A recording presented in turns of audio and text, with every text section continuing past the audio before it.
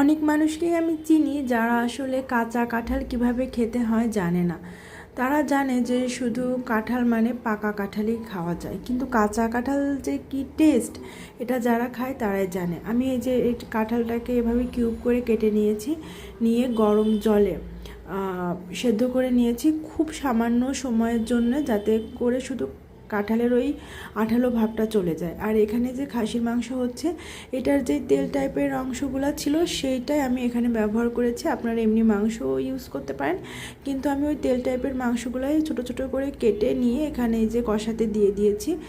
এই পর্যায়ে এর মধ্যে আমি ওই যে কাঁঠালটা রেখেছিলাম সেদ্ধ করে রাখা, ওটা অ্যাড করে দেব। অ্যাড করে দিয়ে বেশ খানিক সময় ধরে নাড়াচাড়া করে কষিয়ে নেব, যাতে করে মশলাটা এর মধ্যে প্রপারলি ঢোকে। এখন যখন বুঝবো যে এই কষানোটা হয়ে গেছে, তখন তখন এর মধ্যে আমি পরিমাণ মতো গরম জল অ্যাড করে দেব। আমার কষানো হয়ে গেছে, এখন আমি এর মধ্যে পরিমাণ মতো গরম জল অ্যাড করে দিচ্ছি।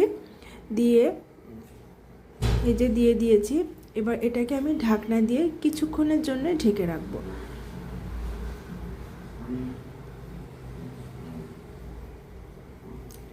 এখন এই যে আমার এটা হয়ে গেছে, এটা হয়েই গেছে। এর মধ্যে আমি এখন একটু গরম মশলার গুঁড়া অ্যাড করব আর একটু ঘি অ্যাড করব।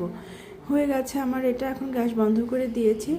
আসলে এত ডেকোরেশনের আমার এখন টাইম নেই, একটু ব্যস্ত আছি। থ্যাঙ্কস ফর ওয়াচিং, ভালো থাকবেন সবাই।